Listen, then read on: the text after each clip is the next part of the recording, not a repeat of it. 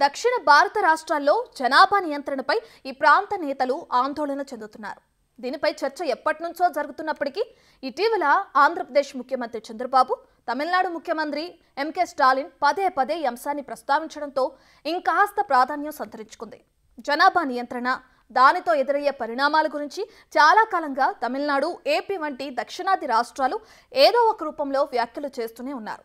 ముఖ్యంగా కేంద్రం delimitation plan గురించి తెలిసినప్పటి నుంచి ఈ ఆందోళన మరింత పెరిగింది. ఇంతకీ ఏంటి సమస్య? కేంద్రం చేపట్టిన నియోజకవర్గాల పునర్విభజనకి దక్షిణాది జనాభాకి లింక్ ఏంటి? ఇందుకైనా సీఎంలు కంగారు పడుతున్నారు?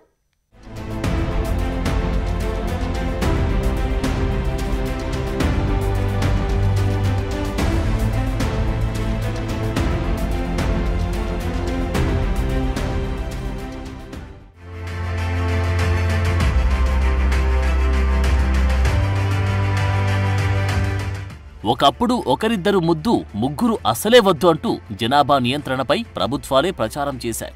అయితే ఇప్పుడు కాలం మారింది. జనాభా నియంత్రణ చేయొద్దు, ముగ్గురు పిల్లలు అంతకు మించి అయితేనే ముద్దు అంటున్నారు. ఒకరిద్దరు వద్దే వద్దని సలహాలిస్తున్నారు. AP CM Chandrababu, Tamil Nadu CM Stalin ఇటీవల పలు సందర్భాల్లో ఇలాంటి వ్యాఖ్యలు చేశారు. ఇద్దరికంటే ఎక్కువ మంది పిల్లలను కనాలంటూ పిలుపునిస్తున్నారు.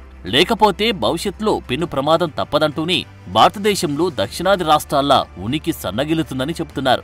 ఈ నేతలు పిల్లలపై చేసిన వ్యాఖ్యలతో కేంద్ర ప్రభుత్వం డీలిమిటేషన్ ప్లాన్, దాని ప్రభావం జనాభా తగ్గుతున్న దక్షిణాది రాష్ట్రాలపై ఎలా ఉండబోతుందనే చర్చను మరోసారి తీసుకొచ్చింది.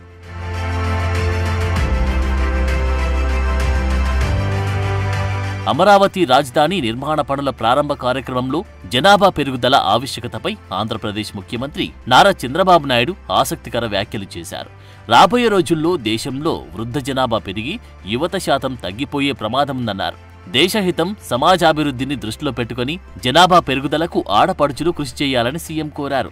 రాబోయే రోజుల్లో దేశంలో వృద్ధ జనాభా పెరిగి యువత శాతం తగ్గిపోయే ప్రమాదముందన్నారు. ఇద్దరికంటే ఎక్కువ మంది పిల్లల్ని కనాలని పిలుపునిచ్చారు.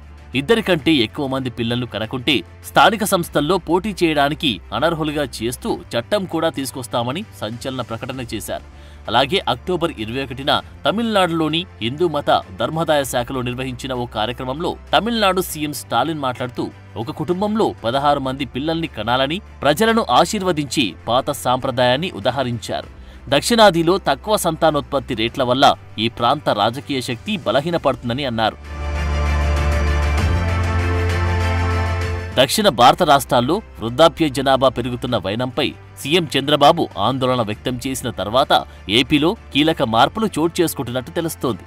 ఎక్కువ మంది పిల్లలను కలిగి ఉన్న కుటుంబాలకు ప్రోత్సాహకాలు అందించడం, దంపతులకు ఎక్కువ మంది పిల్లలు పుట్టేలా ప్రోత్సహించే కార్యక్రమాలు ప్లాన్ చేస్తున్నారు.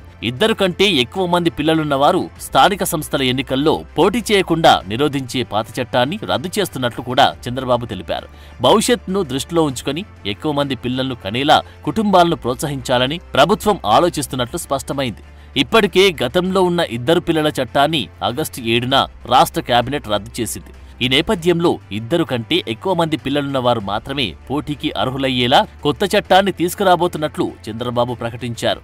అనేక జిల్లాల్లో యువత ఇతర ప్రాంతాలకు, విదేశాలకు వలస వెళ్లిపోవడంతో గ్రామాల్లో వృద్ధులు మాత్రమే మిగిలి ఉన్నారని చంద్రబాబు తాజాగా వెల్లడించారు. అయితే ముఖ్యమంత్రులు చంద్రబాబు, స్టాలిన్ వేర్వేరు సందర్భాల్లో మాట్లాడినప్పటికీ వారి వ్యాఖ్యలు దక్షిణ భారతదేశంలో క్షీణిస్తున్న జనాభా, పెరుగుతున్న వృద్ధాప్య జనాభా ప్రభావాలను స్పష్టం చేస్తున్నాయి. దక్షిణాదిలో 2047 వరకు మాత్రమే జనాభా ప్రయోజనముందని, 2047 తర్వాత యువకుల కంటే వృద్ధులు ఎక్కువ మంది ఉంటారని అంచనా వేశారు. జపాన్, చైనా, ఐరోపాలోని అనేక దేశాల్లో ప్రస్తుతం ఇలాంటి సమస్యనే ఎదుర్కొంటున్నట్లు నేతలు వెల్లడించారు.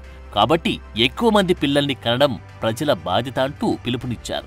పార్లమెంట్లో సీట్ల ప్రాతినిధ్యం మీద జనాభా నియంత్రణ చూపించే ప్రభావాన్ని చర్చించారు. నిజానికి కేంద్రం జనాభా ఆధారంగా నిధులను రాష్ట్రాలకు పంచడం మీద ఎంతో కాలంగా దక్షిణాది రాష్ట్రాలు, ముఖ్యమంత్రులు ఆందోళన వ్యక్తం చేస్తున్నారు. ఈ నేపథ్యంలో వయసు గురించి చంద్రబాబు ప్రస్తావించగా పార్లమెంట్లో ప్రాతినిధ్యం గురించి స్టాలిన్ మాట్లాడారు. సంవత్సరాలుగా దక్షిణ భారత రాష్ట్రాలు కుటుంబ నియంత్రణ పథకాలను విజయవంతంగా అమలు చేస్తున్నాయి. జనన నియంత్రణ చర్యల నుంచి మహిళలకు విద్య అందించడం వరకు జనాభా స్థిరీకరణలో దక్షిణ భారత రాష్ట్రాలు ముందంజలో ఉన్నాయి. పనిచేసే వయస్సున్న జనాభా తగ్గిపోవడం వల్ల ఆర్థిక వ్యవస్థలో సహకరించే వారి సంఖ్య తగ్గిపోతుంది.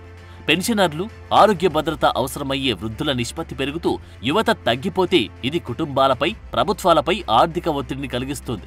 నిజానికి ఉత్తర భారత రాష్ట్రాలు తమ జనాభాను నియంత్రించడానికి ఏమీ చేయట్లేదు. కానీ కుటుంబ నియంత్రణ చర్యలను అమలు చేసినందుకు దక్షిణాది రాష్ట్రాలకు ఇప్పుడు సమస్యలు వస్తున్నాయి. ఇక ఈ వైరుధ్యం ఇలాగే కొనసాగితే 2 దశాబ్దాల్లో దక్షిణాది రాష్ట్రాల పరిస్థితి మరీ దారుణంగా ఉంటుందని తెలుస్తోంది.